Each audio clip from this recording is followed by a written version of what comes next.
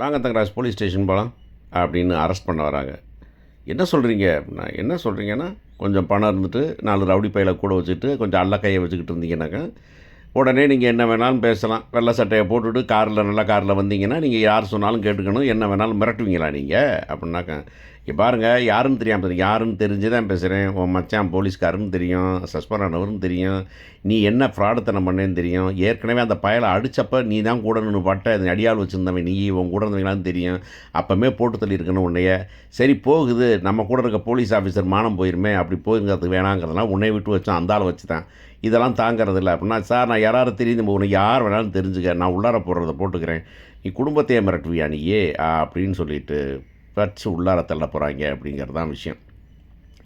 சரி இன்றைக்கி என்ன நடந்தது அப்படின்னாக்கா, வழக்கம் போல் பாக்கியராஜ் அப்படிங்கிற மங்குனி மன்னிப்பு கேட்குது. அவர் சொன்னது தப்பு அப்படின்னு. எல்லாம் பண்ணுவாங்களாம், எல்லா செலவும் என்ன அம்மா அப்பாவிங்க, பக்கிப்பதமான அம்மா அப்பாவாக இருக்காங்க. எல்லா செலவும் பண்ணணுமா, தங்கச்சி கல்யாணம் முடிச்சு வைக்கணுமா, தம்பி கல்யாணம்னா, தம்பி என்ன சம்பாதிச்சுட்டு கொஞ்சமாக சம்பாதிச்சுட்டு இருக்கான் போலீஸ்காரனா, அதுவும் தங்கராசு இருந்தாக்க எப்படி சம்பாதிப்பான் அவனுக்கு தெரியாதா, அதெல்லாம் வச்சுவிட்டு இவங்க தான் பண்ணணும் அப்படின்னு சொல்கிறதும்.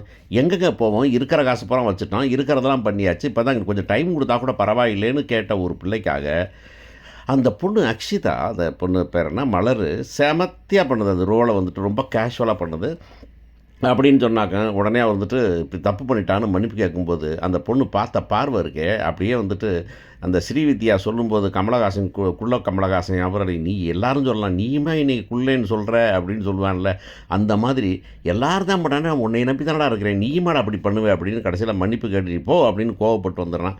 இந்த பிள்ளை கடுப்பாகி போயிடுது அப்படிங்கிறத பார்க்குறோம். ரேவதி வழக்கம் போல் வருது, ஏன் நீ சொன்னது சரிதானே, இல்லை இல்லை அப்படிலாம் சொன்னால் வீட்டை விட்டு வெளியே தனி குடித்தனம் சந்தோஷமாக போயிட வேண்டியதை விட்டுவிட்டு அப்படின்னு. எனக்கு தனி குடித்தனம் போதெல்லாம் ஆசை இல்லை, அப்படியே நாங்கள் கூப்பிட்டாலும் பாக்கியராஜ் வந்துடுவார்ல அப்படின்னு அந்த பொண்ணு சொல்கிறது ரொம்ப நல்லா இருக்குது அப்படிங்கிறது தான். போலீஸ் ஸ்டேஷன் போகிறாரு. போலீஸ் ஸ்டேஷன் போயிட்டு நம்பாள் சுரேஷ் போலீஸ் ஸ்டேஷன் போயிட்டு உள்ளார போகிறாரு. நல்லா டெக்னிக்கலாக ஸ்டார்ட் வச்சுருந்தாங்க. உள்ளார போகிறோன்னா கான்ஸ்டபிள் வந்து ஒரு கேஸ் பார்த்துட்டு இருக்காரு. என்ன கேஸ், இந்த கேஸா அப்படின்னு ஃபைலை வாங்கி பார்த்து, இந்த கேஸ் இன்னும் முடியலையா அப்படின்னு கேட்ட உடனே டக்குன்னு அந்த ஆள் ஃபைலை வாங்கிட்டு, சார் இதை நான் பார்த்துக்கிறேன் சார், நீங்கள் போங்க சார் அப்படின்னாக்க, சஸ்பென்ஸில் இருக்க வேண்டாம், கேஸெல்லாம் பார்க்காத, பக்கித்தனமாக போடான்னு ஒரு கான்ஸ்டபிள் பாடம் நடத்தின மாதிரி சூப்பராக இருந்தது அது. அப்படியே உள்ளார போகிறான். உள்ளார போனாக்கா அவர் வந்துட்டு, ஏடா என் மனுஷன் என் அறிவு இருக்கா, முட்டாளா நீ, சின்ன வயசு பையன், என்ன எத்தனை வருஷம் சர்வீஸ் இருக்குது, போய் எல்லாம் பண்ணுறானாக்கா இங்கேருந்து போய் அந்த பிள்ளையை மிரட்டி இருக்கிற நீ, திரும்ப போய் வீட்டில் போய் மிரட்டி இருக்கிற அப்படின்னாக்கா, உடனே இல்லை சார் அவன் தான் எல்லாத்தையும் கொடுத்தா செஞ்சது தான் தண்ணுத்தா, தப்பாக ஒன்றும் கொடுக்கல, போ உனக்கு தான் பொழுது போகிறேன்னா போய் போலீஸ் நான் இப்போ கட்ட பஞ்சாயத்து போகுது, போலீஸ் ப்ரொஃபஸரை போய் மிரட்டு, வீட்டில் போய் மிரட்டு, அடியால் வச்சு ஒருத்தனை தூக்கிட்டு போய் அடி, போ என்ன வேணாலும் பண்ணு நீ அப்படின்னு சொன்ன உடனே அப்செட் ஆகிட்டான். போயா நிற்காத, கிளம்பி போ, சும்மா மானத்தை வாங்கிட்டு இருக்காத, போய் ஒழுங்காக இருந்து கவுக்கமாக அந்த பிள்ளை இருக்கிற தொசைக்கே திரும்பாமல் உட்காந்து நீ பாட்டில் உட்காந்து காரியத்தை முடிச்சுட்டு வேலையில் சேர்றதை பாரு அப்படின்னு வெட்டி விட்டுறாரு.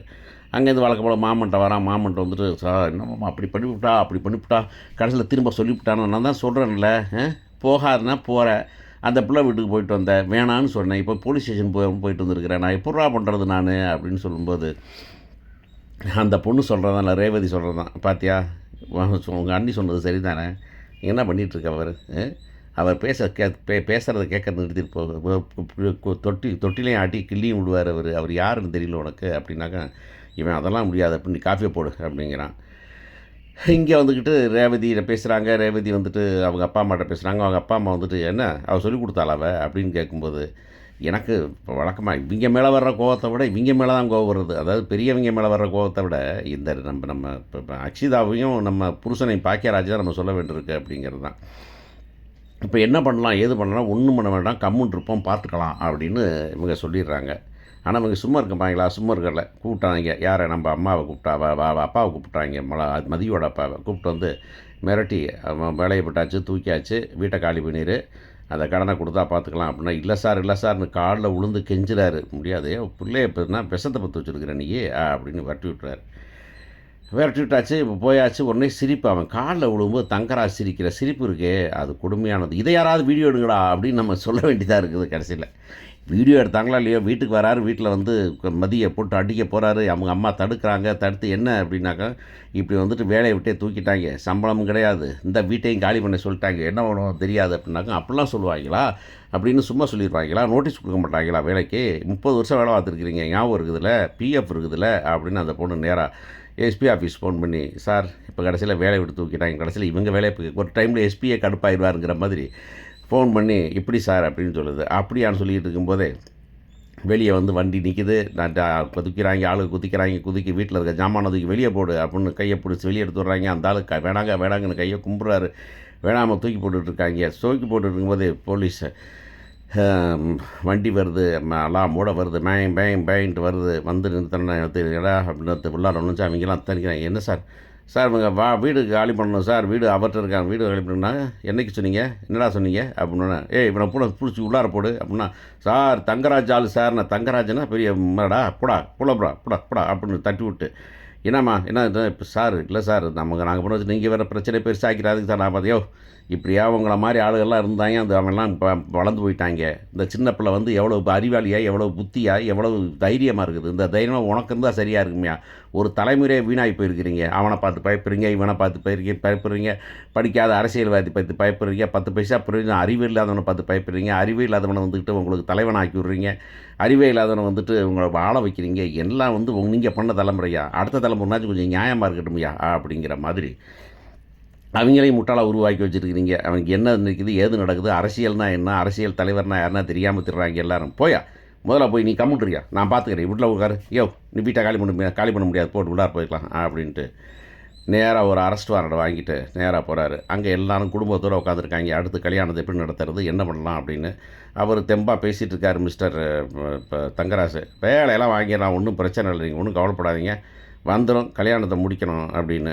இல்லை சஸ்பென்ஷன் இருக்கும்போது கல்யாணத்தை முடிச்சு வைக்கணுமா அப்படின்னாக்க, என்ன எல்லாம் சேர்ந்து பிளான் பண்ணுறீங்களா, இப்போ பாக்கியராஜ் பொண்டாட்டி, என் பொண்டாட்டி எல்லாம் சேர்ந்து பிளான் பண்ணுறீங்களா நீங்கள் அப்படின்னு. நான் யார் தெரியுமா, நான் எவர் தெரியுமா, நான் பண்ணி மாப்பிள்ளை யாரும் பேசாதீங்க, மாப்பிள்ளை நினச்சாருனான்னு சொல்லிக்கிட்டு இருக்கும்போது டக்குன்னு வண்டி நிற்கிது. உள்ளார வராங்க. வந்தோன்னே, சார் என்ன சார் அப்படின்னுங்கிறான். என்ன சுரேஷ், என்னடா வந்திருக்காங்க அப்படின்னா, சுரேஷ் என்னமோ சார் வந்திருக்காருன்னு பாரு அப்படின்னு. இன்ஸ்பெக்டர் வந்திருக்காரு. சாரெல்லாம் பார்க்க வரல, நான் உன்னை தான் பார்க்க வந்தேன் அப்படின்னு. யார், உங்களை தான் தங்கராஜான்னு நீங்கள் யூஆர் அண்டர் அரெஸ்ட் வாங்க அப்படின்னு. என்னது, நீங்கள் வாட்டில் வந்துட்டு ஒருத்தனை வந்துட்டு சும்மா காலில் விழ வைப்பீங்க, தெருவில் தூக்கி போட்டுருவீங்க, வேலையை விட்டு நிற்கிடுவீங்க, வீட்டை காலி பண்ண சொல்லி அடியால் அனுப்புறீங்களா நீங்கள்? எல்லாத்தையும் ஒப்பிச்சுட்டாங்க, எழுதி கொடுத்தவங்க ஆளு வாக்குமூலம் வாங்க, கொஞ்ச நாளைக்கு கழுதினீங்கன்னா சரியாக போயிடும். சார் நான் யார் தெரியுமா, நீ யாரை வேணாலும் இருந்துட்டு போயா, யாராக இருந்தால் இருந்துட்டு போ, எனக்கு ஒன்றும் பிரச்சனை இல்லை, ஆளை வச்சுக்கிறேங்க தெரியல, எதுக்கு நியாயமான ப்ரொசீஜர் இருக்குல்ல, நீ வாட்டை பண்ணுவியா நீ அப்படின்னு உடனே உள்ளார போய் இப்போ அரெஸ்ட் பண்ண நான் ஃபோன் பண்ணுறேன், ஒன்றும் ஃபோன் பண்ண மாட்டேன், நீங்கள் கிளம்பி வா அப்படின்னு அங்கிட்டு சொன்ன அடுத்த நிமிஷம் ஃபோன் வருது. இங்கே ஃபோன் வருது இவங்க அப்பா அம்மாவுக்கு. என்னடா ஃபோன் வருது அப்படின்னு பார்த்தாக்கா, நம்ம மலரோட அப்பா அம்மா, இது மலரோட மாமியார் மாமனார் மாமியாருக்கு கல்யாணத்தை நிறுத்திடலாங்க அப்படின்னு அந்த வீட்டிலேருந்து சொல்லிடுறாங்க.